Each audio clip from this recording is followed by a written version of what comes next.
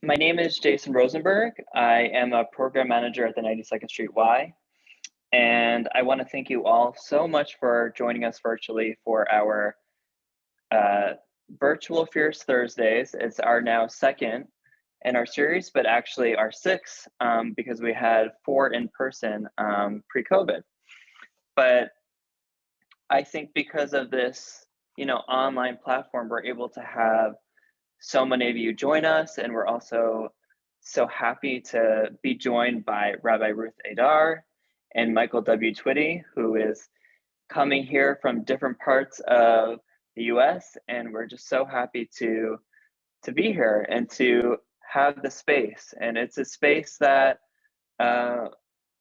we don't have typically in Jewish spaces. We want to make this a sacred space because queer Jewish spaces don't always happen, and especially in different parts of the world and different parts of our country. And I think, and I speak for many of us, that it is so important now more than ever to have these spaces. So once again, I want to thank you all so much for being here. I want to thank the UJA Federation of New York for co-partnering with us in this event, and we're so happy to be joined by Aryeh Foreman and all of our awesome people who are at UJA. And without further ado, let's get started.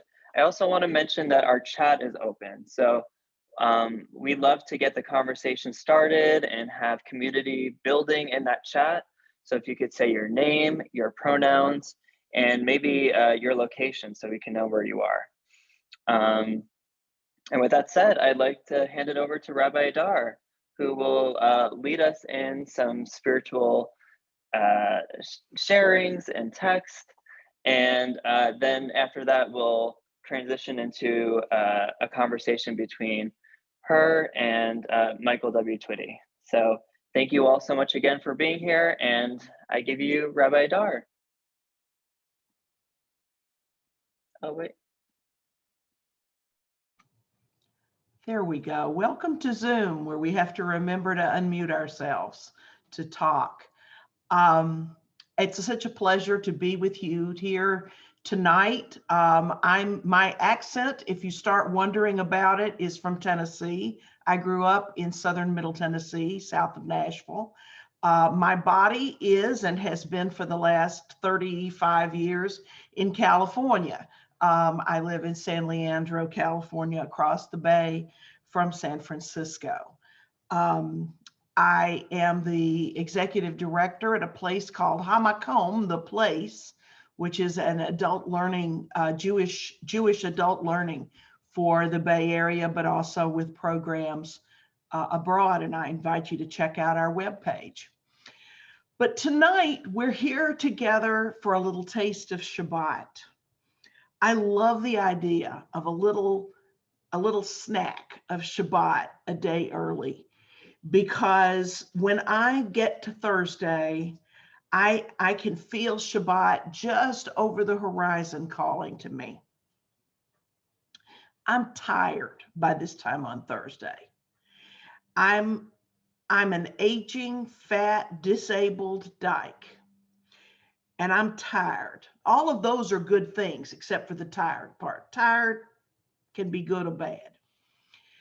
Now, the prayers I'm going to be reading tonight are either from my own heart or taken from Sidur Shahar Zahav, which is a synagogue across in San Francisco in what we call the city. But I'm tired. This week of all weeks, I know I'm not alone when I say that. Many of us are tired. Many of us are triggered. Some of us are recovering from shot number 1 or shot number 2 or shot 1 and you're done, or we just feel shot. Some of us are triggered. Some are hopeful, and some do not dare to hope. So right now, what I'm going to do is invite you to put down the burdens you've been carrying And we're going to use this chat box over here to do that. It's going to be a container. And I promise you, if it's something you're afraid you're going to forget, you can put it in the chat box and it'll be there to pick up later. But right now, put down whatever you've been carrying all week. And I'm going to do one. I've been carrying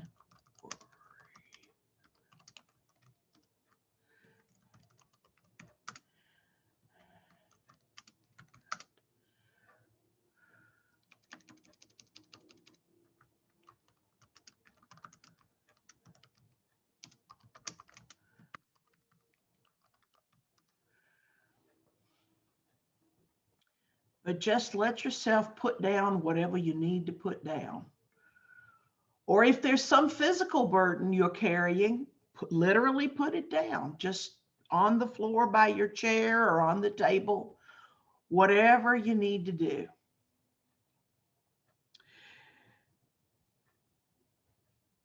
So type them in, take a good look at them, and let them go. Take a breath. 4 counts in. Let it in slowly. Take that breath and then let it go. Now, even more slowly, let that breath come out. And let's do that a few times. Going to breathe in slowly. Then we're going to breathe out really slowly. Going to breathe in. Going to breathe out. Let this week go. Just put it down for a while.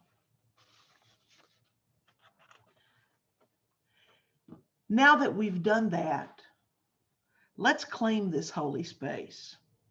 Yes, it's a Zoom box, but it is also a place that we gather. This is a holy space because we are here together and we are a holy people. Breathe, feel your body, and let the tension drain away. And now let's use our breath another way to claim this space with song. And I chose a song that I think most of you may have some familiarity with. If not, just hum along or sing something that works for you. Hine ma tovu ma naim shevet achim gam yachad. Hine ma tovu ma naim shevet achim gam yachad. Hine ma tov, hine ma tov. Yadarai, dadadarai, hine ma tov, hine ma tov. Yadarai, dadadarai, hine ma tovu manaim. Hadarai, dadadarai, hine ma tovu manaim. Shevet achim gam yachad. Hine ma tovu manayim, shevet kulano gam yachad. How good and pleasant it is for brothers and sisters, for everyone to dwell together as one. Our sages taught, as to twilight, it is doubtful whether it is part day and part night, or whether all of it is day or all of it is night. How long does the twilight last? Rabbi Yossi said, twilight is like the twinkling of an eye as night enters and the day departs, and it is impossible to determine its length. As the sun sinks and the colors of the day turn, we offer a blessing for the twilight. For twilight is neither day nor night, but in between. We are all twilight people. We can never be fully labeled or defined. We are many identities and loves, many genders and none. We are in between roles at the intersection of histories, or between place and place. We are crisscrossed paths of memory and destination, streaks of light swirled together. We are neither day nor night. We are both, neither and all. May the sacred in-between of this evening suspend our certainties, soften our judgments, and widen our vision. May this in-between light illuminate our way to the God who transcends all categories and definitions. May the in-between people who have come to pray be lifted up into this twilight. We cannot always define. We can always say a blessing.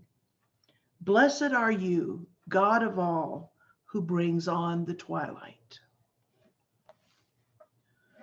Vayar Elohim et kol asher asa v'hine tov me'od. God saw all of God's creations, and behold, they were very good.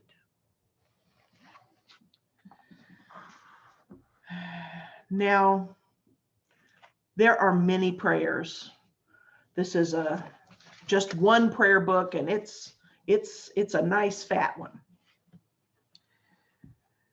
But there's one prayer, a prayer that is traditionally the first prayer a Jew learns and the last prayer a Jew says, and which one of the mitzvot, one of the commandments that our service is built upon, is the saying of this prayer. The interesting thing about it is that it's a quote from the Bible, from the book of Deuteronomy. And it's not a prayer directed to God. It's a prayer directed to Israel. The translation of it is up for interpretation, as is everything. But we direct it. One possibility is, listen up, Israel. The Holy One is our God. The Holy One is one. We are a people of books and words, but our theology boils down to this one simple verse. Everything else is commentary.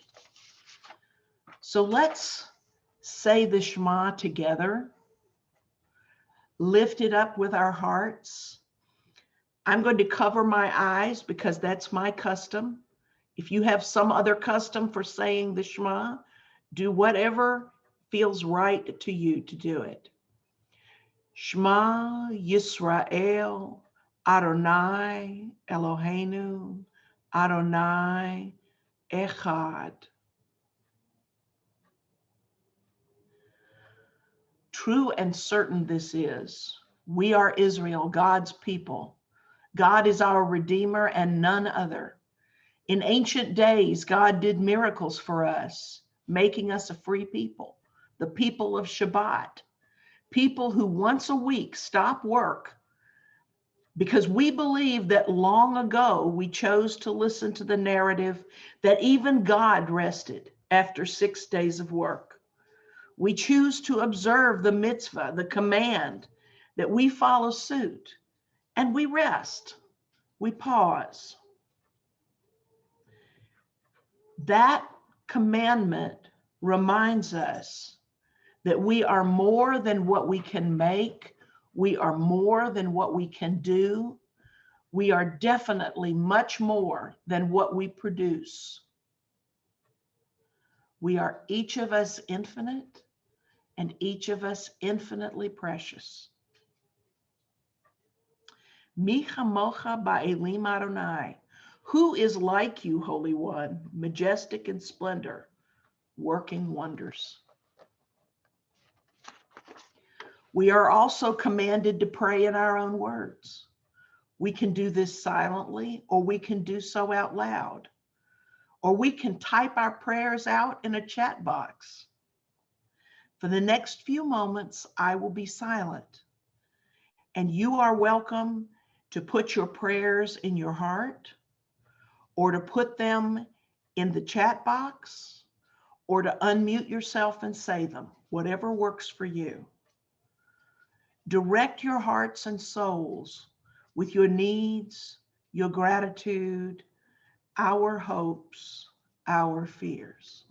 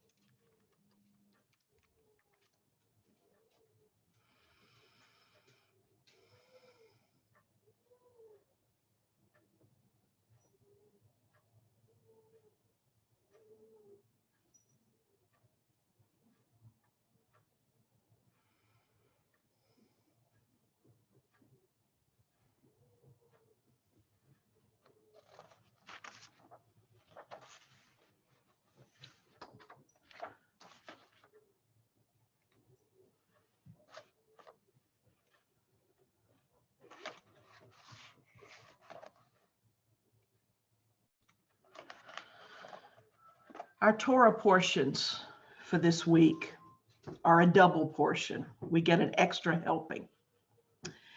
And we kind of need it. When I have to read Acharei Mot all by itself, I find that very difficult. But Kiddushin lifts me up. Acharei Mot has one of the most famous lines in the Bible, one that many of us in our sacred Zoom space have had used against us and quoted at us. And it's been very painful. That line is usually translated in English something like, do not lie with a male as one lies with a woman. It is a toeva. I don't translate toeva because we don't really know exactly what it means. But this line is often translated into English in ways that make it obvious, so-called obvious, that it is about male homosexuality. The Hebrew, however, isn't nearly so clear.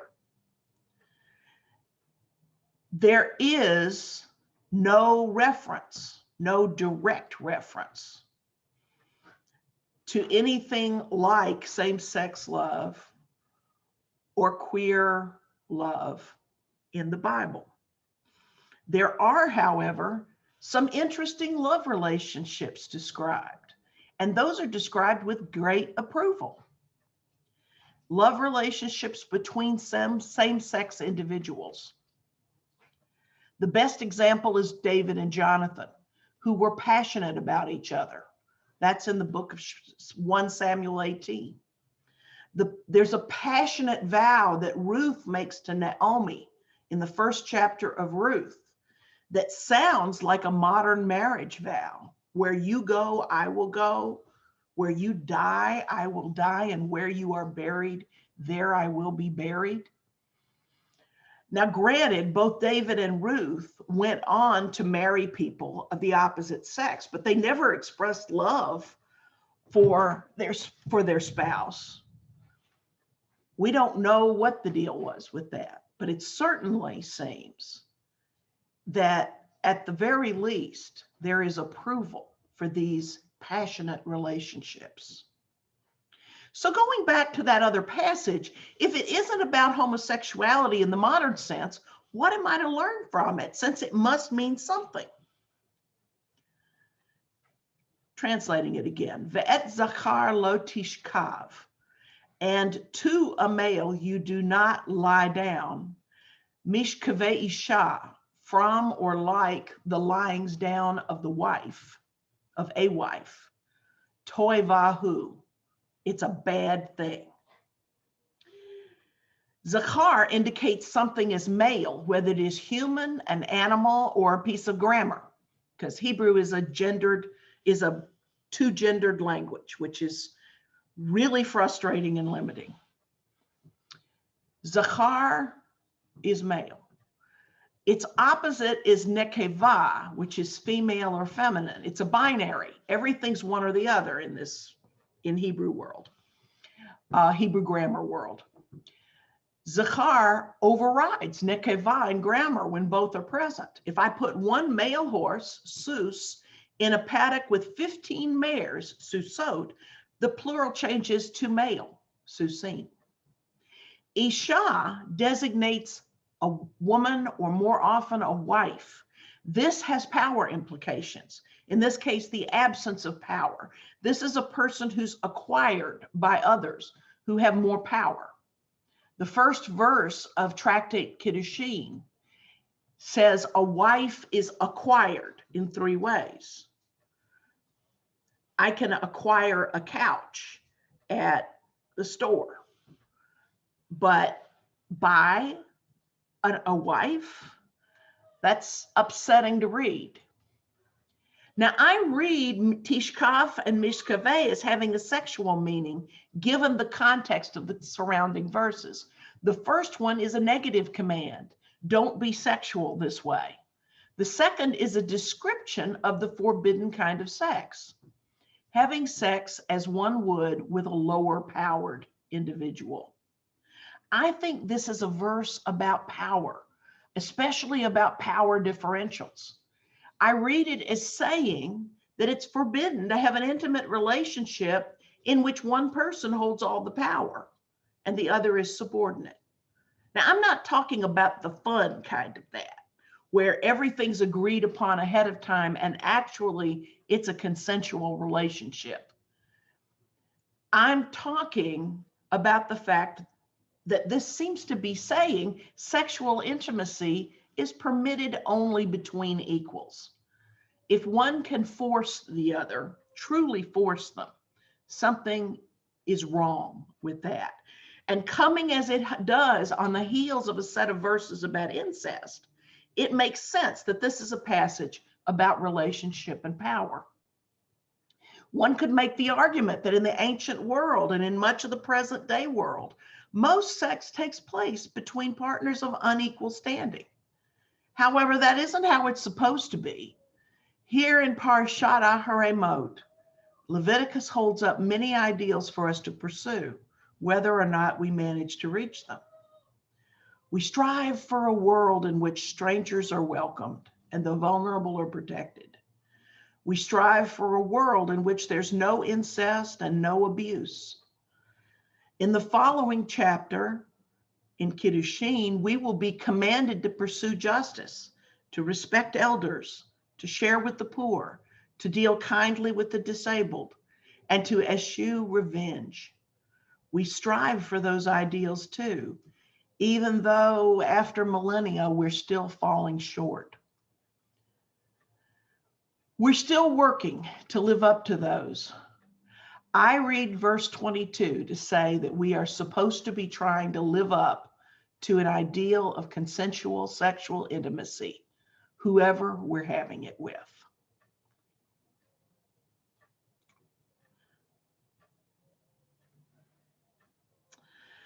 So that's this week's Torah portion. I'd like to conclude today remembering those who have passed, because I know that all over the country, we have, for many of us, this is the second epidemic we've suffered in our lifetime. Our communities were ravaged by AIDS, whether anybody outside our communities remembers that or not. That is certainly the case. And this current pandemic has taken far too many people from us. So I'm going to offer a chance. Again, you can use the chat box. You can unmute and say a name. If there is a name that you would like to remember for a yard site or simply because their person is on your heart, share their name with us or say it only quietly to yourself. And we will all be with you in your mourning.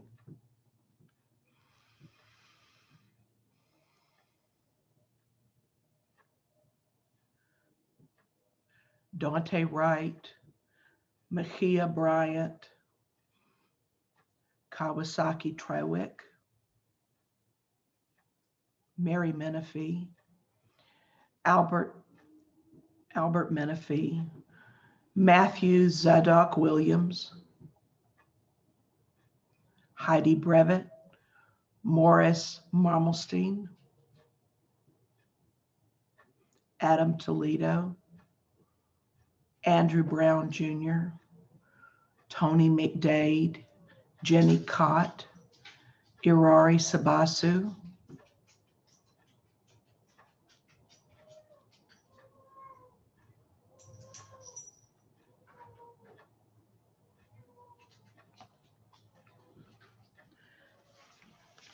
I'm going to read the words of the Kaddish Yatom, the Kaddish of the mourners. I will be reading in Aramaic. Join me if you know it. If not, just let the syllables run over you and comfort you. Yitkadal v'yitkadash shemei rabba, be'alma divra chirutei v'yamlich malchutei, v'chayachon v'yomechon, Uvachaye kol Beit Yisrael, ba'agala uvizman kariv ve'imru. Amen. Yehi Shmei Rabbah mevarach le'olam l'olmei maya. Yitbarach ve'yishtabach ve'yitpa'ar ve'yitromam ve'yitnaseh. V'yithadar v'yithaleh v'yithalal Shmei dekudashah b'richu. La'ela min kol birchata v'shirata. Tush b'chata v'nechemata. Damiran be'alma ve'imru. Amen. Yehi Shalom Rabba min Shemaya. V'chayim aleinu ve'al kol Yisrael. Ve'imru. Amen. Oseh shalom bimromav. Hu ya'aseh shalom. Aleinu ve'al kol Yisrael. Ve'imru. Amen.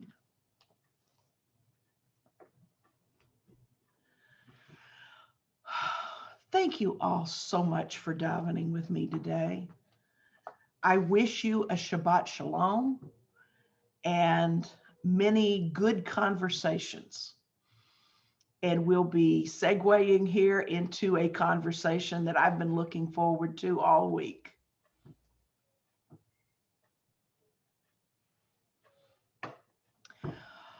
Hello, Michael. I have a feeling everybody here already knows you, but just in case, I want to be sure that they know that you are a food historian. You are a maker of peace.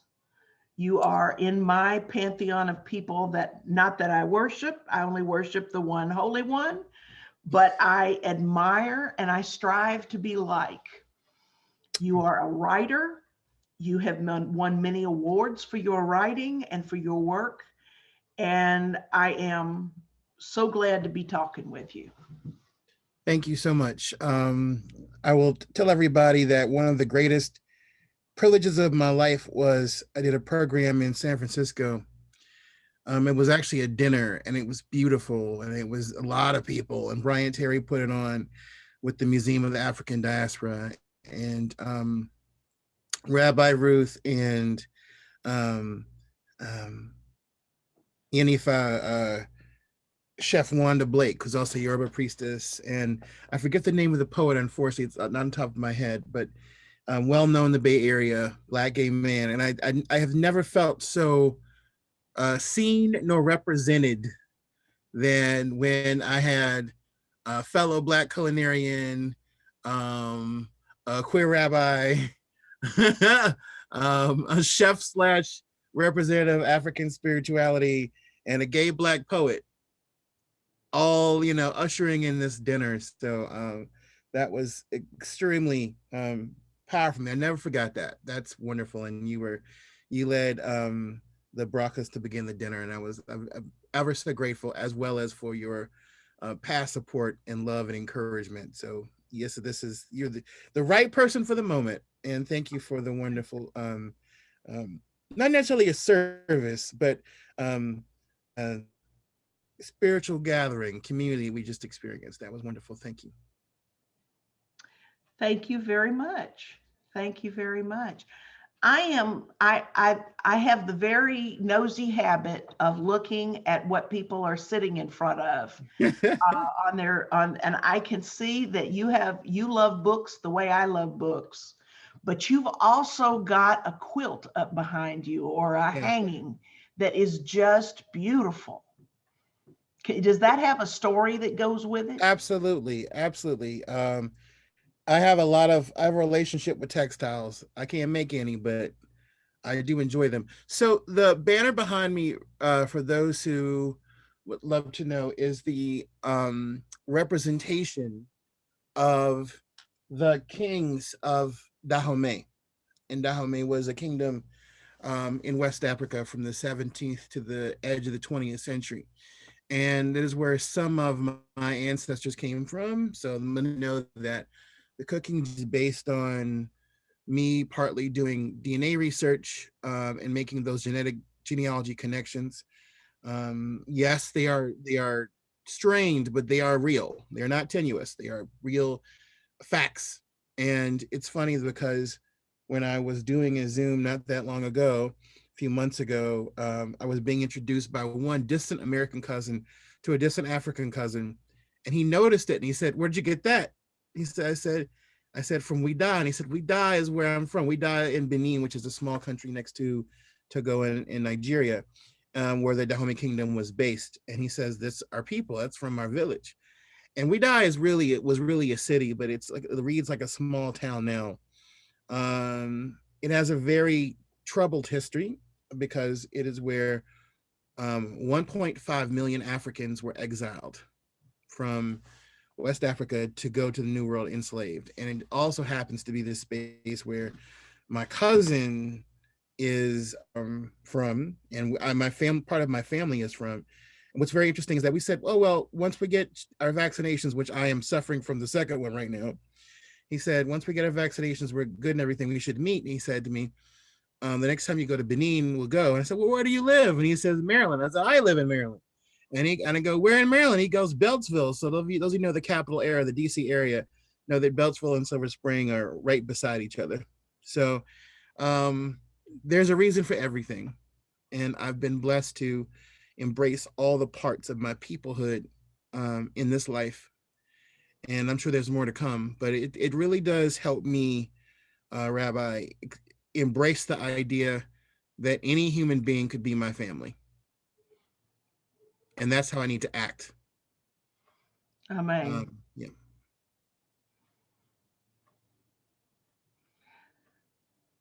I have been so moved by the way you have made peace for people with food and made those connections. My first attraction to your work was that I love history, and I noticed that finding out history about the food I grew up with was very difficult. People were very slippery talking about it. And I've seen cookbooks written by women that I know very well did not cook. And you cleared up all those mysteries for me with the cooking gene and with your teaching before the cooking gene came out. And it brought part of my world back together, really. It set off a whole storm of cooking in my house because I felt better about reclaiming my culinary history when I knew where it was really from. Yeah. And that I could sometimes pray for out of gratitude, give gratitude for all of the women who had handed those recipes down. I found out that okra was from Africa when I was living in Israel, and I was so homesick. I loved Israel, but I had never been away from home for an entire year. And I was so homesick. And I walked into some little Israeli restaurant, and there was a guy there with a big bowl of okra.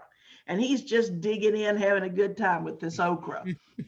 And I looked, and I had no idea I didn't realize it was a thing in Israel to eat okra. And so Mazeh, what's that? And I want some. And they said, Americans don't eat okra. I said, this American eats okra. Wow. And and there was such comfort there. That was my first clue that the answers to the questions I had had as a little girl learning to cook, a lot of those answers were in Africa. And so thank you for opening up that window for me into the truth of who I needed to be grateful to. I appreciate that. Chef Mike Moore, who I worked with a number of occasions, who's from North Carolina, he said something that I felt sort of like, I want people to understand something. As a person of color, as a Black person in America, as an African American, and those are three different lenses of looking at myself in the mirror. You're really trained not to be humble. This is not even humility, to be silent about really pressing and saying, this is us. This is what we brought to America. Because I guess if you look at the other team, who we won't really talk about, one of their biggest things is the degree to which we can submit and erase ourselves and go with the program, the more meritorious we become. You know, in the past week, we've seen some of their favorite folks do that kind of thing with these tragedies, right? To go, not only go against the grain, if they call it thinking for yourself, I call it being a traitor. But that's just me.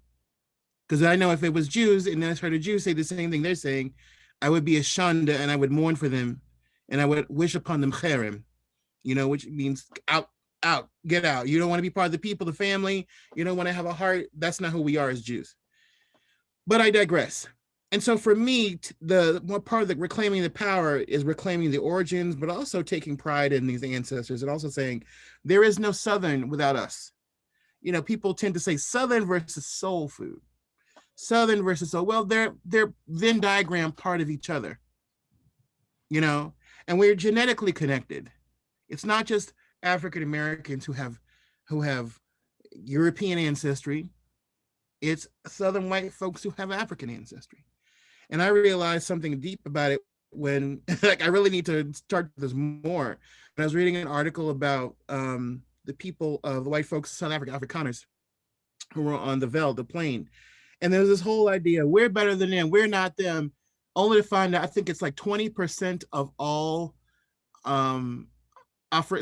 white South Africans have African ancestry.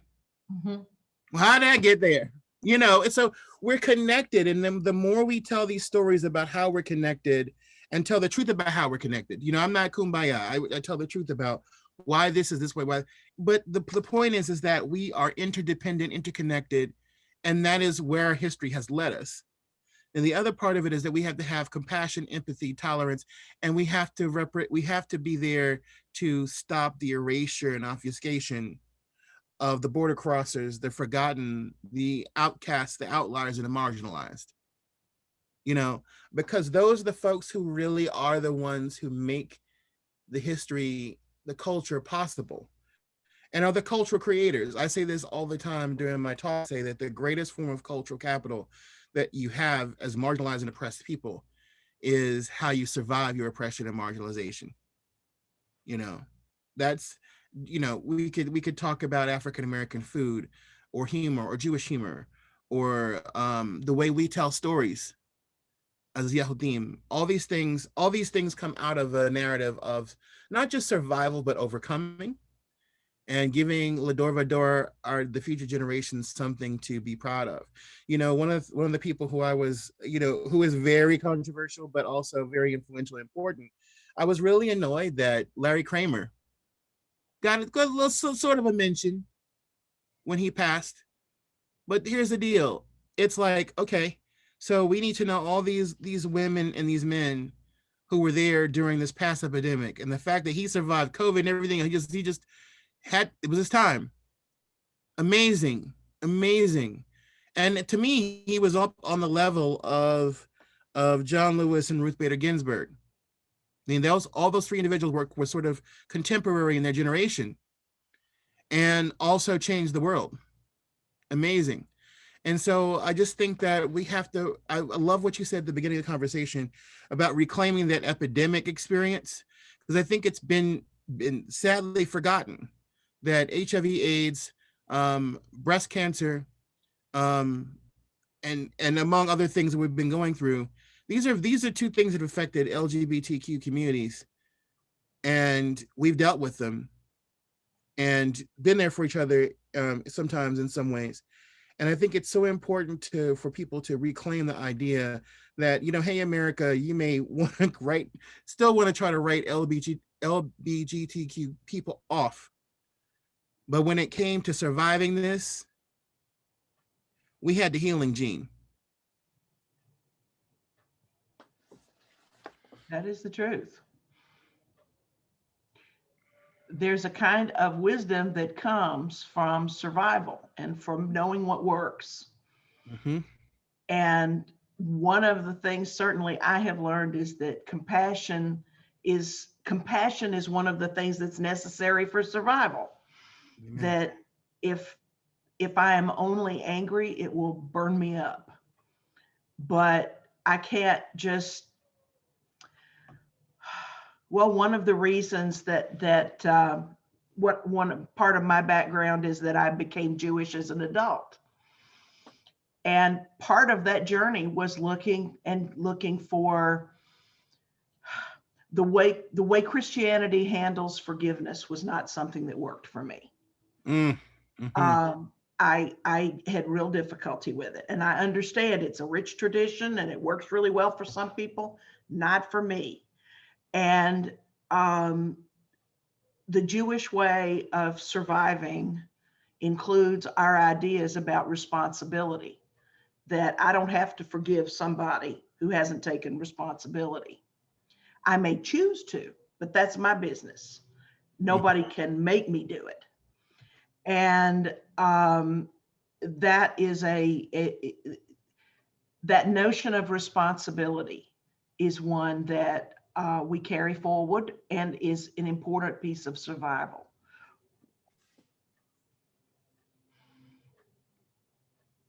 So we have this thing where, like, when it comes to Jewish identity, I think it's another aspect is being Southern. People don't believe, and I think it's two ways. It's the folks who came from communities that people who ended up in the South, who immigrated, who ended up in the South, who were Jewish, and then it's Jewish communities in the South. And it's interesting because we're working on Kosher Soul right now, which is a bear, much like me. It's funny how, like, you read about Black congregations in the South that were Jewish. The contemporary congregations in the South, I mean, from Chabad to, LGBT synagogues to people who become Jewish. And there's a very unique relationship between Southerners. It's funny that when you started talking and you said, lay down your burdens, I think I read that in a way nobody else read that. Because immediately I started hearing, I'm going to lay down my burdens down by the riverside, and there's a certain sort of like, I don't know. I think people sometimes, when we had the talk before, I think sometimes people confuse the word church with Christianity, Christological thinking. We say the Black church. We're not talking about, oh Lord Jesus. No, we're talking about like a certain response that is very Southern, that is based on trials and tribulations and dust bowls and floods and depression and the depression and cotton fields going dry and other stuff, and a certain mood and manner and a certain kind of faith. So I love the fact that when I encounter other Jews of Southern heritage, there is a language. I remember one of my favorite principals. She was from Valdosta, Georgia, and her people were from Germany and from Poland. And that was she literally lived that Drive Miss Daisy existence. Mm-hmm. But I remember her telling me, "Oh yeah, I watch Billy Graham all the time." And I know that people don't understand that, but I think that for us there is a certain type of heritage that is a relationship with the Hebrew Bible. I think people need to understand that the Hebrew Bible has a lot to do with Southern people, period, and Southern Jews. Is a relationship because it is a very lauded scripture. And we used to have memory Bible verses, and most of them did not come from the Gospels. This is an important point, right? Mm-hmm. You're right. Because the Gospels weren't necessarily instructive. And what come the letters from they're not instructive, but those Proverbs, talking about an idle tongue and this and that, and honor thy mother and father, that thy days upon the earth shall be long. Not one Black family other than Southern didn't have that. I think people need to understand it, because I think it's a bridge. I definitely think it's a bridge, and it's an important way for us to understand each other. I got a little note about pictures. I think we should share some pictures, because I sent the pictures, and I want people to, we want to talk about those things. So yes, 92nd Street Y. I hear you. It's picture time. I don't want to get too carried away and not have these beautiful pictures shown so everybody can enjoy them. Yeah, so There's that okra. there's that okra and a matzo ball gumbo. I noticed that it's some of it like the Star David okra, which is fun. And this picture, everybody wants a recipe. I gotta put it in the book though, guys. I can't just give everything away for free. But the book is gonna be have the matzo ball gumbo in it. And the idea, and that's something very important about this, Rabbi. And then you said it before. It was that I was very quick to say, this is not Michael Twitty. This is generations. This is Black women in particular who worked in the homes of Jewish women. And I want to make it very clear right now that I'm being specific. Black non-Jewish women who worked in the homes of non-Black Jewish women. You get what I'm saying? So very clear. I want to always respect the Venn diagram that I'm a part of. But it was important for me to say that this is a recipe that was talked about to Marcy Cohen Ferris, is a great mentor and friend of mine who wrote a dissertation that became a book called Matzo Ball Gumbo. And she was really important to her to preserve the unique Southern culinary heritage of Jews in the Deep South, of which she is one. And there's a beautiful woman named Mildred Covert who I had the opportunity to meet while she was in this life. And the title came from her recipe. And Mrs. Covert was from New Orleans, and her mother immigrated from Galicia. And sitting down with her, I could have sat down with her for days. And she was very feisty, very on point, very clear-minded, and didn't take any, trash from nobody. And she said something very clear to me. She said, "Mr. Twitty, I know why you are here." And I said, "Yes, ma'am." She says, "I know you're here to get a history of who created Southern cuisine." She's clearer to me than any journalist I've ever worked with. And she said, "Well, I want to tell you something." And I'm thinking, okay, where's the bomb going to be? And she said, we became Americans through the Black ladies we live with on Dryad Street. And she just basically put it out there. She says, there is no my story without their story. And their stories and their recipes and their customs and culture became a part of not only how I observe Judaism as an Orthodox Jew in New Orleans, Louisiana, but also as an American. She was the only child born in America. So she had stories like her mom came from Galicia, and when she got off the boat, remember 100 years ago, New Orleans was this port with all this food and stuff from all over the Caribbean and the world, and there were bananas there. And so her mother said, "Well, my kids are hungry. So she took whatever little bit of money she had changed over and bought them bananas, but she tried to feed them the bananas whole because she'd never seen a banana before. So she was just like, "Here, eat this, Essen." And the guy was like, "No, baby, you can't feed children bananas, or anybody banana like that. You can't eat the skin." And her mother thought tomatoes for example, had blood in them because she'd never seen a tomato before. She thought they weren't cooked.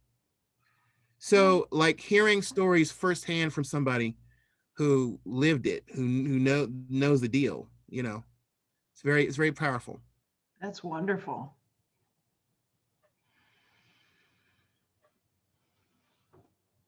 That is a beautiful pic. Oh, another beautiful picture. I figured I had to have the messy table because that's what every cookbook now.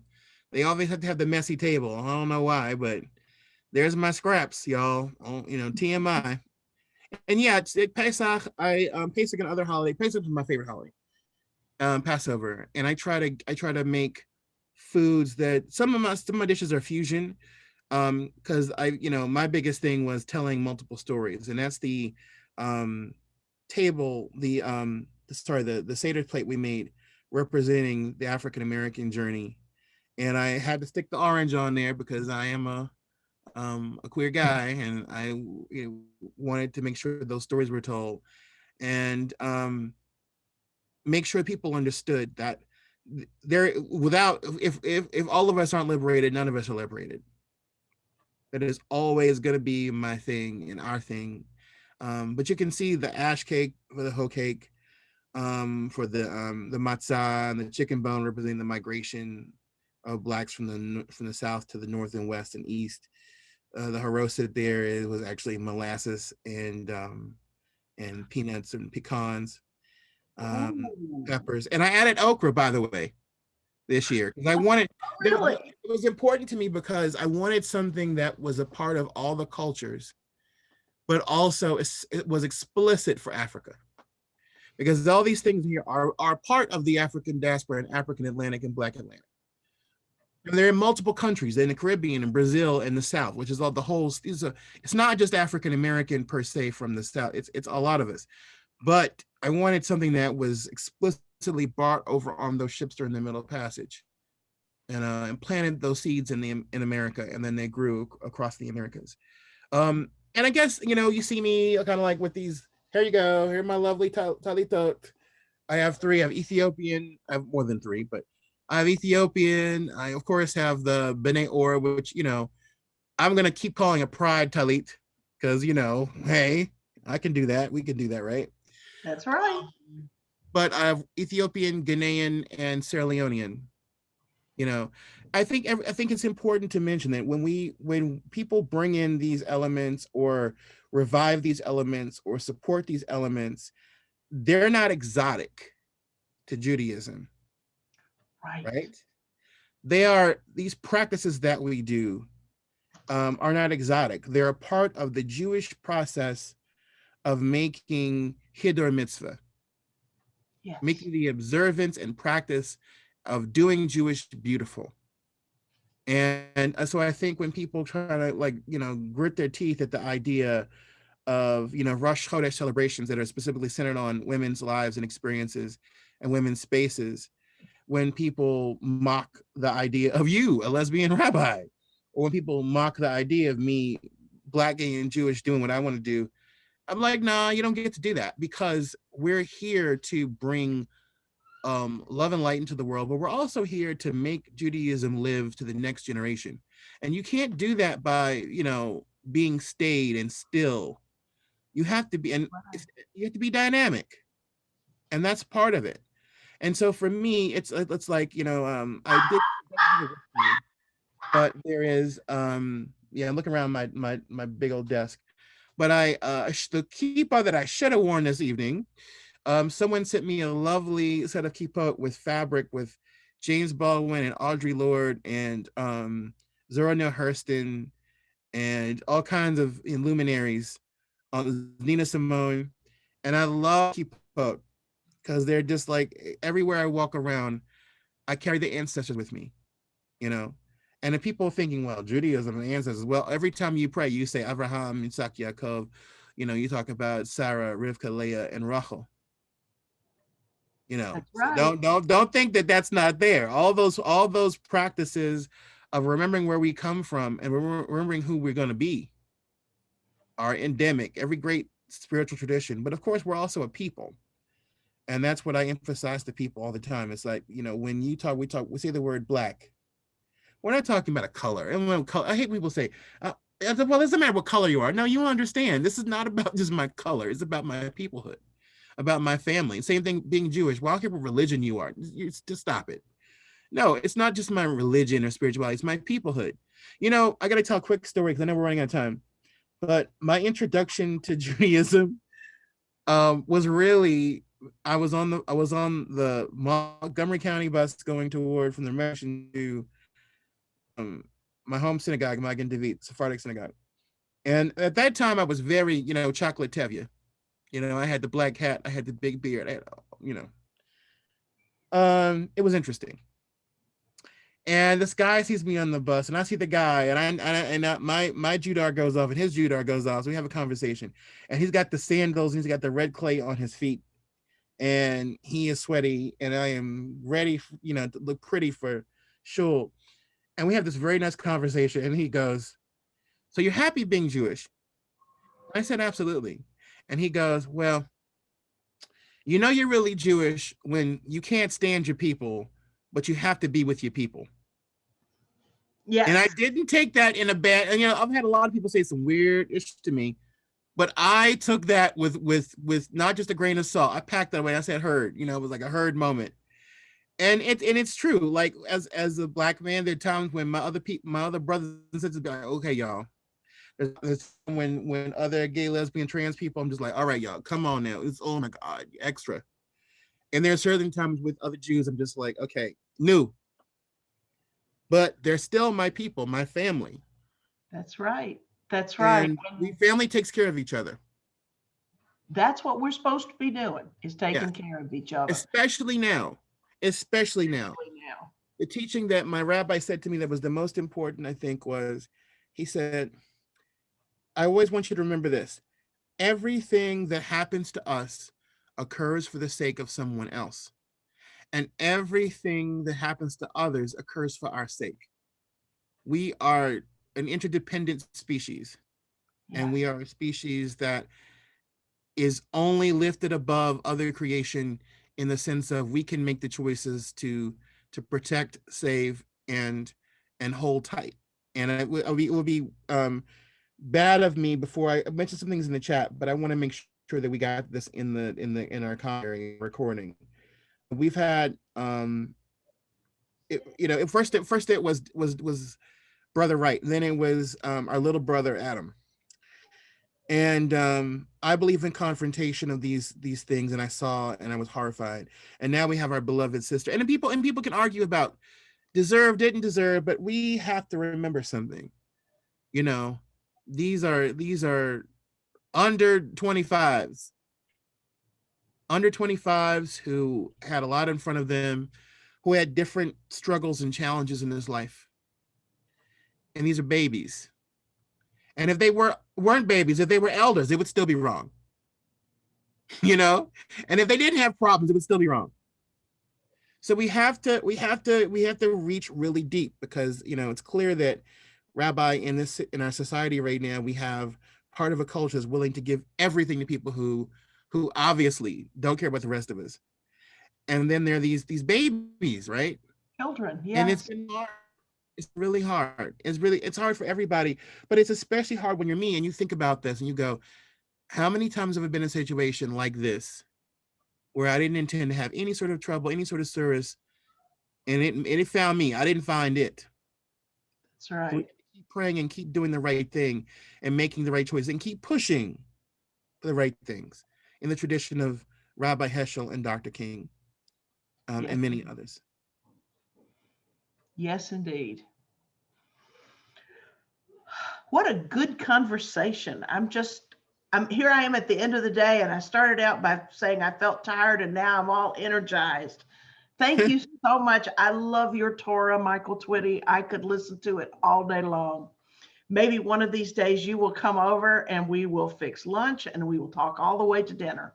Oh, absolutely. And I think one of my first post full vaccination things is going to be to come to the Bay Area, where I wish I could afford to live. So you have you and so many other friends and family there, and I just feel really myself when I'm out there. So we'll make this happen. Everybody, we have made a vow in front of this whole congregation, so it's going to happen. There you go. Y'all are all our witnesses. Absolutely, and I appreciate everyone being here. It's going to be a big pot of collard greens. Absolutely, no question. Oh, thank you so much, 92nd Y, for the gift of this time together, and for the gift of Michael Twitty's Torah. And thank you, Rabbi. You are you've been one of the bright spots, many bright spots in this journey to figuring myself out and sharing that with the world. And yeah, I love you, and I just thank you for being my cousin. Amen. Thank you for being my cousin. All right, guys. Thank you so much. Toda Rabba. Have a good Shabbos. Take All care. the best. All right.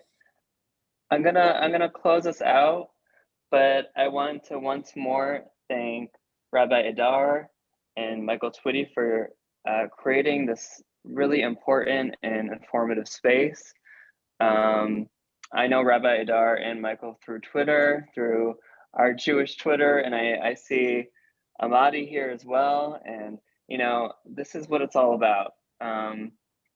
Rabbi Adar and Michael, you are both so warm and insightful, and you are both home. And I think this space is home, and you all are a part of our queer Jewish sanctuary. So I want to thank you all once more for for joining us, for spending your Thursday evening pre-Shabbat with us. I want to thank the UJA Federation of New York once again, and have a Shabbat Shalom. And thank you all again.